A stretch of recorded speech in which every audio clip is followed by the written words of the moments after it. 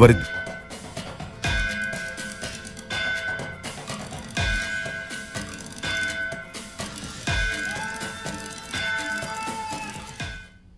नमस्कार, अनादि टीवी के खास पेशकश गणपति बप्पा में आप सभी का स्वागत है और मैं हूं आपके साथ पूनम जैन। गणपति बप्पा मोरया। जी हां, आज से गणेश उत्सव की शुरुआत हो रही है। 10 दिनों तक ये गणेश उत्सव चलने वाला है। आज गणेश चतुर्थी है।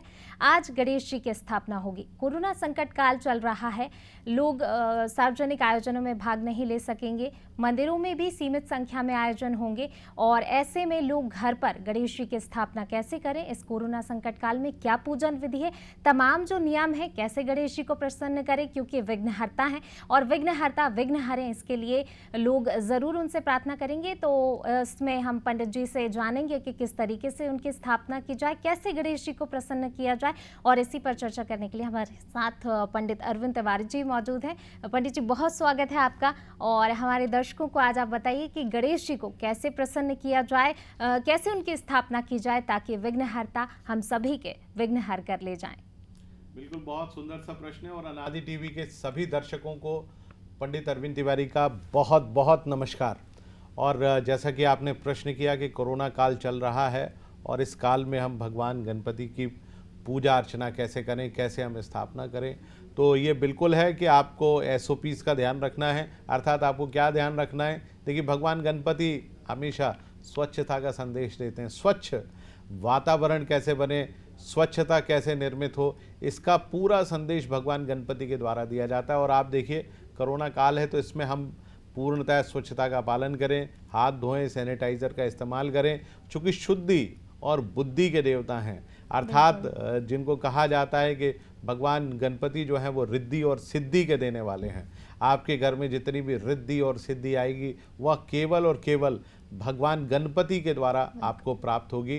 तो आप आज उनकी पूजा अर्चना करें। आज उनकी उत्पत्ति का दिन है। आज उन्होंने पृथ्वी पर जैसा कि हम देखते हैं गजमुख के रूप में अवतार लिया था। हालांकि उनका अवतार तो पहले ही हो गया था, लेकिन आज वो गजमुख के रूप में हमारे सामने प्रकट हुए। बहुत सुंदर सा आज दिन है। भाद्रपद मास के कृष्ण शुक्ल पक्ष की आज चतुर्थी है और आज चतुर्थी को हस्त नक्षत्र में, क्योंकि भगवान गणेश कन्या राशि के जातक थे, कन्या लग्न और कन्या राशि, और उच्च का बुध उनकी कुंडली में था। तो आप देखिए कि आने वाले दिनों में उच्च का बुध कन्या राशि में प्रवेश करने जा रहा है। तो आप भगवान गणपति की पूजा अर्चना करें। 10 दिवसीय ये पूरा मुहूर्त है, डोल 11 तक, और बहुत सारे लोग अनंत चतुर्दशी तक इस पूजा अर्चना को करते हैं। तो भाद्रपद मास के शुक्ल पक्ष की चतुर्थी से अनंत चतुर्दशी तक का ये 11 दिवसीय त्यौहार है। आप इस त्यौहार को पूरे हर्ष उल्लास के साथ मनाइए। और भगवान गणपति, जिनके बारे में कहा जाता है संकट नाश करने वाले, संकटों का विनाश करने वाले, ऋणहर्ता, अर्थात बहुत सारे ऐसे लोग जिनके ऊपर बहुत सारा कर्ज हो गया है, बहुत सारी परेशानियां उनके जीवन में आ चुकी हैं, तो उन सारी परेशानियों का निवारण करने के लिए भगवान गणपति से बड़ा कोई देव नहीं है। तो आज आप उनकी पूजा अर्चना करेंगे तो भगवान अपनी अनुकंपा आपके ऊपर अवश्य बरसाएंगे। जी, ये तो हो गई स्थापना की बात, कैसे क्या करें। शुभ मुहूर्त पंडित जी कौन सा रहने वाला है, क्योंकि ज़रूरी भी है, प्रसन्न करना है तो शुभ मुहूर्त में करें तो और ज़्यादा अच्छा है।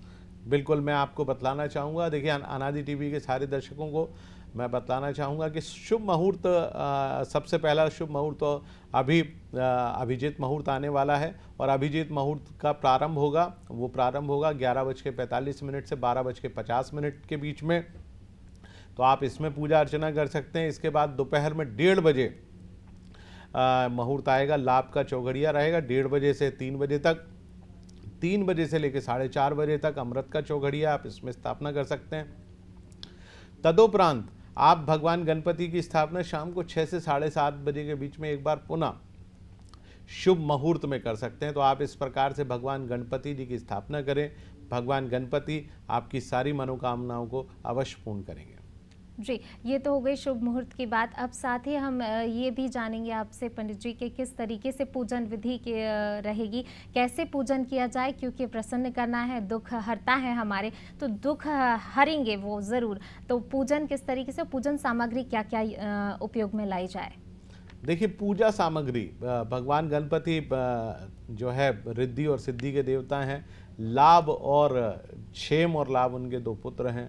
तो आप देखिए कि आप भगवान गणपति की इस प्रकार से पूजा अर्चना करें ताकि आपके घर में रिद्धि और सिद्धि का वास हो सके। कैसे करें? तो आज सबसे पहले आप लकड़ी का एक सुंदर सा पटा ले लीजिए और भगवान गणपति को 2 रंग बहुत पसंद है। एक तो हरा रंग उनको बहुत पसंद है क्योंकि प्रकृति के देवता हैं। दूसरा, उनको चूंकि लाल और सिंदूरी रंग बहुत पसंद है, तो जो रंग का आपको वस्त्र मिल जाए वो वस्त्र आप जो है लकड़ी के पटे के ऊपर बिछा दीजिए और लकड़ी के पटे के नीचे बहुत सुंदर सा स्वास्तिक बनाइए। चूंकि स्वास्तिक एक तरह से माना जाता है भगवान गणपति का ही एक स्वरूप है। स्वास्तिक बनाइए, फिर उसके तदुपरांत आप जो वस्त्र आपने बिछाया उसके ऊपर भी आप एक स्वास्तिक बनाइए। थोड़ी सी चावल की ढेरी अर्थात थोड़े से चावल रखिए। अक्षत हमेशा रखे जाते हैं। उसके तदुपरांत बाद आप जो है भगवान गणपति की पूजा अर्चना करने के लिए भगवान गणपति की कोई मिट्टी की प्रतिमा लीजिए। देखिए, मिट्टी की प्रतिमा लेना चाहिए क्योंकि प्रकृति के देवता हैं। यदि आपके घर में पीतल की, स्टील की, चांदी की या जो भी अन्य धातु की, अस्त्र धातु के लोग अपने घर प्रतिमाएं रखते हैं तो आप उनकी स्थापना करें। तदुपरांत स्थापना करने के बाद भगवान गणपति की पंचोपचार के साथ पूजा अर्चना की जाती है। पंचोपचार का मतलब होता है दूध, दही, घी, शहद और शक्कर। तो आप इस प्रकार से उनकी पूजा अर्चना करें और उसके बाद भगवान के सम्मुख एक कलश स्थापना आज अवश्य की जाती है। तो कलश में आप जल भर कर रखें, वरुण देवता का ध्यान करें और उसके ऊपर नारियल यानी श्रीफल आप अवश्य रखें। साथ में थोड़े से आम के पत्तों को आप जरूर लगा के रखें। आम के पत्तों के साथ यदि आप कलश की स्थापना करते हैं तो मुझे लगता है कि बहुत ही शुभ और लाभकारी साबित होता है। तदुपरांत आप उसको करने के उपरांत जो है बढ़िया एक सुंदर सा घी का दीपक जलाएं। घी नहीं हो तो तेल का दीपक भी आप जला सकते हैं। देखिए, भगवान को मोदक बहुत पसंद होता है।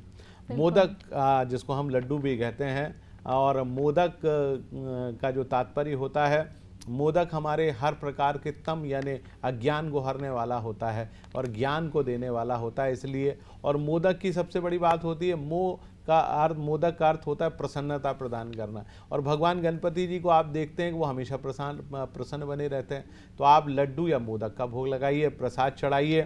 तदुपरांत भगवान की बहुत सुंदर सी आप आरती करें, गणपति जी की आरती करें और गणपति जी की आरती करने के तदुपरांत बाद आप भगवान गणपति के मंत्रों का जाप भी कर सकते हैं। मंत्रों का जाप करने के लिए आपको क्या करना पड़ेगा? भगवान के बहुत सुंदर सुंदर से मंत्र हैं। सबसे पहला मंत्र जो सभी लोग उच्चारण करते हैं, ओम गणेशाय नमः, आप इस मंत्र का जाप कर सकते हैं। दूसरा मंत्र है ओम गंग गणपतिये नमः। गा के ऊपर अम और अंग जो है वो उसमें छुपा हुआ है, तो ओम गंग गणपतिये नमः, आप इस मंत्र का जाप कर सकते हैं। एक बहुत सुंदर सा मंत्र है जो कि बिल्कुल भी कीलित नहीं है। कीलित का मतलब आप ये मान के चलिए इस मंत्र को अनलॉक करके रखा गया है। तो इस अनलॉक वाले मंत्र का मंत्र किस प्रकार से है? ओम वक्र तुंडाय हुम फट स्वाहा। तो ये भगवान गणपति जी का मंत्र है। ये पुरुष और स्त्री शक्ति से युक्त मंत्र, संपूर्ण मंत्र माना जाता है। तो आप इस मंत्र का जाप करें और जाप करने के लिए आपको क्या करना पड़ेगा? आपको रुद्राक्ष की माला आपको लेना पड़ेगी। तो रुद्राक्ष की माला के साथ आप भगवान गणपति की पूजा अर्चना करें। तदुपरांत जो है उनको आप भोग लगाएं, मोदक का भोग लगाएं और प्रसाद में लड्डुओं का वितरण करें। और इस प्रकार से आप चाहें तो भगवान गणपति को प्रसन्न करने के लिए कुछ और भी चीज़ है। हिंदी में आप चाहें तो गणेश चालीसा का पाठ कर सकते हैं और यदि आप संस्कृत जानते हो तो भगवान गणपति को प्रसन्न करने के लिए गणेश अथर्वशीर्ष का पाठ आप अवश्य करिएगा, क्योंकि गणेश अथर्वशीर्ष का पाठ करने मात्र से ही आपके जीवन की जितनी भी समस्याएं हैं सभी समस्याओं का समाधान हो जाता है। तो इस प्रकार से हम पूजा विधि करें, भगवान गणपति जी की अनुकंपा आप पर अवश्य बनी रहेगी। जी पंडित जी, जिस तरीके से आपने अलग अलग मंत्र बताए, तो क्या अलग अलग राशि के जातक इन मंत्रों के हिसाब से गणेश जी को प्रसन्न कर सकते हैं? देखिए, मंत्र तो सभी राशियों के हिसाब से एक ही हैं, लेकिन अलग अलग राशि वाले जातक अलग अलग प्रकार से कुछ पूजा सामग्री में यदि वस्तुओं को समाहित करते हैं तो मुझे लगता है कि वो पूजा में ज़्यादा बेहतर साबित हो सकता है। तो सबसे पहली चीज़, जैसे मान लीजिए आप मेष राशि के जातक हैं, तो आज मेष राशि के जातकों को सिंदूरी रंग के गणपति जी अपने घर में स्थापित करना चाहिए। लाल सिंदूर से जिनका पूरा अभिषेक हुआ हो। तो मेष और वृश्चिक राशि वाले जातक आज के दिन खासतौर से सिंदूरी रंग के गणपति जी को अपने घर में लेके आएं और उनकी अपने घर में स्थापना करें। वहीं वृषभ और तुला राशि वाले जातक क्या करें? उनको आज श्वेत रंग के गणपति जी को भगवान अपने घर में लाना चाहिए, और श्वेत रंग के गणपति जी को अपने घर में लेके आए, या वो चमकदार सिल्वर कलर के हों, वो भी गणपति जी आप रख सकते हैं। वहीं मिथुन और कन्या राशि वाले जातक हरे रंग के गणपति जी को लेके आए। हरे रंग के गणपति जी को आप यदि लेकर आते हैं तो मुझे लगता है कि आपके घर में बुध ग्रह से जुड़ी हुई समस्या अवश्य दूर होगी। वहीं यदि आप कर्क राशि के जातक हैं तो श्वेत रंग के गणपति जी आप अपने घर में लेके आएँ तो मुझे लगता है कि श्वेत गणपति आपके घर में सुख शांति और समृद्धि अवश्य फैलाएंगे। वहीं हम बात कर लेते हैं सिंह राशि वाले जातकों की। तो सिंह राशि वाले जातक आज भूरे रंग, माने जिनका रंग थोड़ा सा भूरा हो और सिंदूरी रंग भी उसमें समाहित हो, लाल रंग भी समाहित हो, ऐसे गणपति जी को आप अपने घर में लेके आएंगे तो निसंदेह लाभ होगा।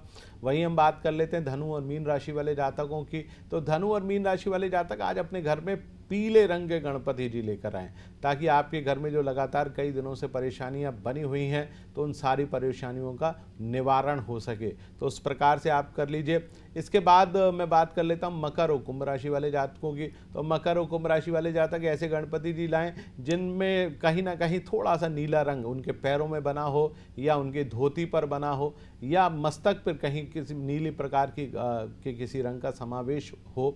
तो इस प्रकार के गणपति जी आप यदि लेकर आते हैं तो मुझे लगता है कि आपको आपके जीवन की समस्याओं का समाधान अवश्य मिलेगा। और इसके अलावा कुछ और चीज़ें आपको बताता हूँ। बहुत सारे गणपति जी हैं जो बहुत लाभकारी होते हैं। उनमें से एक गणपति जो है पन्ना या मरकस के गणपति होते हैं। यदि आपके घर में किसी भी प्रकार से धन संपत्ति सुख शांति वैभव यदि आपके घर में नहीं है तो आप इस प्रकार से गणपति जी को अपने घर में लाएं और उनकी पुनर्स्थापना आप कराएं।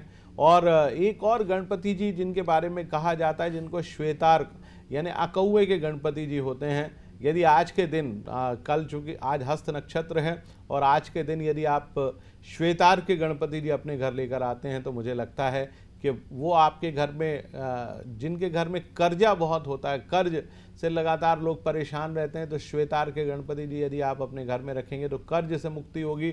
और कई बार हमारे घर में भूत प्रेत आदि बाधाएं भी रहती हैं, तो उन बाधाओं से मुक्ति दिलाने में भी श्वेतार्क के गणपति का बहुत बड़ा योगदान होता है। तो इस प्रकार से आप कर सकते हैं। और एक और बहुत सुंदर स्फटिक के गणपति जी आते हैं। तो आप यदि स्फटिक के गणपति लाते हैं तो ऐसे घर में जहाँ पर मानसिक अशांतियाँ बहुत हद तक हमारे घर में होती हैं, मानसिक परेशानियाँ हमारे घर में होती हैं, यश मान सम्मान किसी भी स्वरूप में प्राप्त नहीं होता, तो आप स्फटिक के गणपति जी लाएं और निसंदेह आपको बहुत लाभकारी होंगे। और एक और बहुत सारे ऐसी बच्चियां जिनका विवाह नहीं हो पाता, मांगलिक लड़कियां होती हैं, मांगलिक ग्रह उनकी कुंडली में बहुत ज़्यादा होता है, तो आप क्या करें, मूंगे के गणपति जी आपने देखा होगा अक्सर बाजार में मिल जाते हैं, तो मूंगे के गणपति जी आप अपने घर में स्थापित करें। तो जिन कुंवारी कन्याओं की कुंडली में मांगलिक दोष है, विवाह नहीं हो पा रहा है, तो वो अपने घर में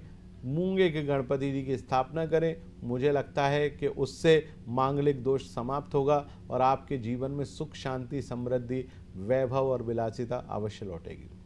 जी पंडित जी, बिल्कुल आपने हमारे दर्शकों को बहुत महत्वपूर्ण बातें बताई। वाकई कर्जे से बहुत सारे लोग परेशान हैं, कई लड़कियां ऐसी हैं जिनके विवाह में दिक्कत आती है, वो भी आपने बताया कि किस तरीके से उनकी स्थापना करें, कैसे उनको प्रसन्न करें ताकि लोगों का जो है समस्याओं का निवारण हो सके। साथ ही आपने जिस तरीके से अलग अलग प्रकार के गणेश जी बताए हैं, उसी तरीके से हमने देखा है कि गणेश जी की मूर्ति कभी दाईं तरफ की सूंड वाली होती है और कभी बाईं तरफ उनकी सूंड होती है, तो उसका क्या महत्व रहता है वो आप हमारे दर्शकों को बताएं। देखिए, बाईं सूंड वाले जो गणपति होते हैं उनकी पूजा आप घर में कर सकते हैं, सात्विक तरीके से पूजा की जा सकती है। और भगवान गणपति की यदि दाईं सूंड हो तो वो पूजा जो है तंत्र में अधिकांश हम लोग पूजा करते हैं।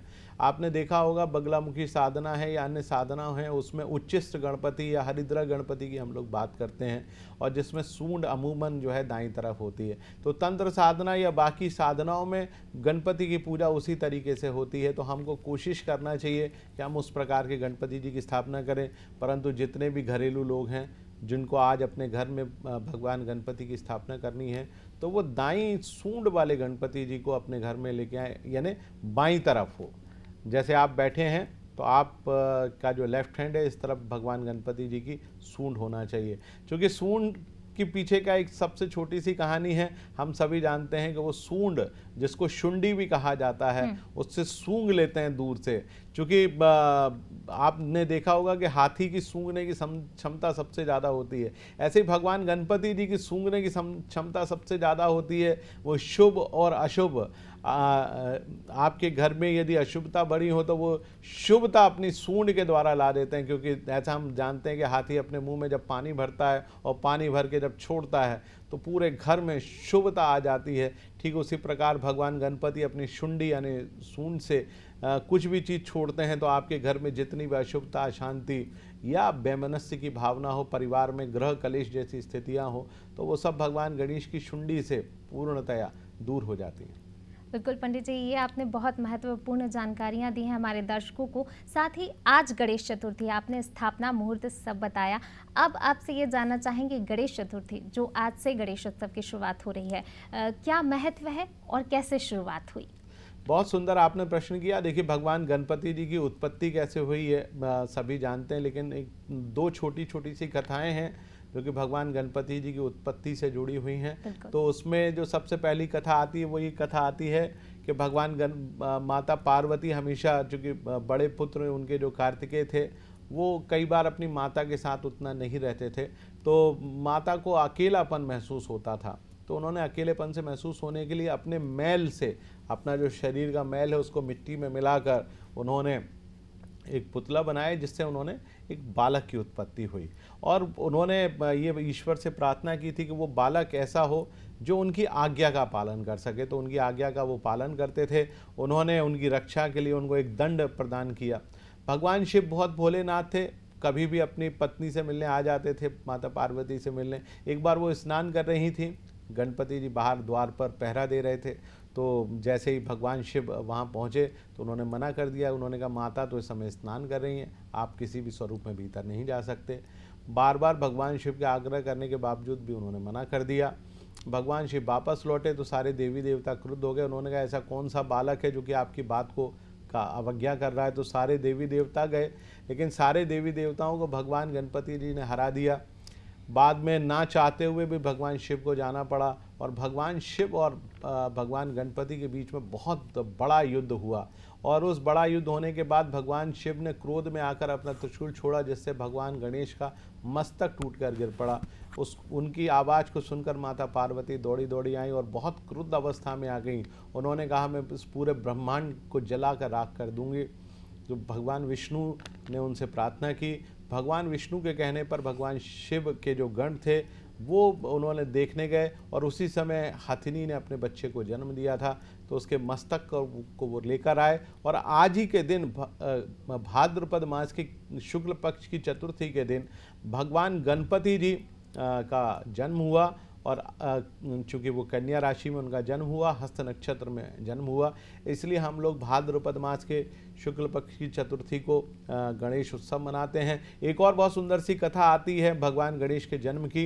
वो कथा इस प्रकार से है कि भगवान शिव और माता पार्वती चौसर खेल रहे थे नर्मदा नदी के किनारे। बार बार चौसर में हार जीत हो रही थी, लेकिन कुछ निर्णय नहीं हो पा रहा था। तो उन्होंने कहा कि भाई कोई ऐसा व्यक्ति हो जो हमारा निर्णय कर सके। तो उन्होंने मिट्टी का एक पुतला बनाया, उससे उस पुत्र का जन्म हुआ। लेकिन वो जब भी चौसर खेलते तो माता पार्वती जीतती और वो हमेशा कहते कि माता जीती हैं। भगवान उससे क्रुद्ध हो गए और उन्होंने उनका मस्तक उतार लिया। तब फिर माँ नाराज हो गई और फिर उनको जो है गज का मुख लगाया गया। तो इस प्रकार भगवान गणेश के जो प्रादुर्भाव, उनका जो जन्मोत्सव हुआ, उसकी दो ये सुंदर सी कथाएं हैं। लेकिन मैं हमारे जितने भी दर्शक हमारे इस लोकप्रिय कार्यक्रम को देख रहे हैं उन सबसे निवेदन करूंगा कि आज गजमुख भगवान गणेश के, चार भुजाओं वाले जो गणेश हैं, जिनके एक हाथ में परशु है, एक हाथ में मोदक है और भगवान अपने दोनों हाथों से आशीर्वाद प्रदान कर रहे हैं। तो आज आप भगवान गणेश की विधि पूर्वक पूजा अर्चना करें, उनका आशीर्वाद लें और अपने जीवन की जितनी भी समस्याएं हैं उन सारी समस्याओं का समाधान करें। जी पंडित जी, एक चीज़ और यहाँ पर आपसे जानना चाहेंगे, जिस तरीके से आपने अलग अलग रंगों की मूर्ति की बात की कि इस राशि के जातक कौन सी मूर्ति लेकर आए, साथ ही पूजन सामग्री का भी क्या विशेष महत्व रहता है कि अलग अलग जाति के दर्शक अलग अलग सामग्री चढ़ाएं? देखिए बिल्कुल, आप जैसे जो मेष और वृश्चिक राशि के जातक हैं तो आज लाल फल अवश्य पूजा में आप इस्तेमाल कर सकते हैं। दूसरा, यदि आप वृषभ और तुला राशि के जातक हैं तो आप दही और शक्कर से भगवान को भोग लगाएं। और यदि आप मिथुन और कन्या राशि के जातक हैं तो आज आप बिल्व पत्र भगवान के ऊपर अवश्य चढ़ाइए और साथ में बेल का जो फल होता है उसको आप भगवान को अवश्य अर्पित करिए। इस समय बिही भी मार्केट में आती है जिसको अमरूद भी कहा जाता है, अमरूद भी भगवान को बहुत पसंद है। तो आप यदि मिथुन कन्या राशि के जातक हैं तो आज अमरूद के फल का भोग लगाइए। यदि आप कर्क राशि के जातक हैं तो आज दूध से बनी हुई खीर का भगवान गणपति को अवश्य भोग लगाएं। यदि आप सिंह राशि के जातक हैं तो आज आप अनार के फल का भोग भगवान को अवश्य लगाइएगा। और वहीं आप यदि मीन और धनु राशि के जातक हैं तो आज आप केसर से बनी हुई खीर या केसर से बने हुए दूध का भोग भगवान गणपति को आप अवश्य लगाइए। उसके बाद यदि आप मकर और कुंभ राशि के जातक हैं तो उड़द की दाल या तिल से बने हुए लड्डू जो हैं उसका भोग आप लगाएंगे तो भगवान अवश्य प्रसन्न होंगे। तो इस प्रकार से विभिन्न राशि के जातक विभिन्न प्रकार के भोग और सामग्री को यदि भगवान को चढ़ाएंगे तो भगवान उससे अवश्य प्रसन्न होंगे। जी, शुक्रिया पंडित जी ये तमाम जानकारी दर्शकों को देने के लिए, क्योंकि विघ्नहर्ता है गणेश, जाहिर सी बात है विघ्न हर कोई चाहता है कि उनकी ज़िंदगी से सारे विघ्न चले जाएं और इसी के लिए लोग काफ़ी जो है उत्साह के साथ गणेश जी की स्थापना करते हैं। हालांकि इस बार कोरोना संकट काल है तो जाहिर सी बात है सार्वजनिक आयोजन नहीं होंगे, मंदिरों में भी सीमित संख्या में कार्यक्रम आयोजित किए जाएंगे भगवान गणेश के, लेकिन लोग ज़रूर घर पर इस बार स्थापना करेंगे और ख़ासतौर से इस बार मिट्टी के गणेश की स्थापना प्राकृतिक तरीके से जो है की जाएगी। आपने तमाम जो जानकारी दी है दर्शकों को किस तरीके से स्थापना करनी है, क्या पूजन विधि रहेगी, ये तमाम जानकारी पंडित जी ने आप सभी दर्शकों को दी है। तो आप सभी अपने घर में गणेश जी को लाइए ताकि आपके विघ्न दूर हों और जो भी पंडित जी ने आपको बताया किस तरीके से आपको स्थापना करनी है और साथ ही राशि के साथ भी बताया कि किस राशि के जातक को कौन से रंग की मूर्ति लानी है और क्या पूजन सामग्री भगवान को चढ़ानी है। तो ये सारी जानकारी आज हमने आपको दी है। चलिए फिलहाल इस कार्यक्रम में बस इतना ही और मुझे दीजिए इजाज़त, लेकिन खबरों के लिए देखते रहिए अनादि टीवी। नमस्कार।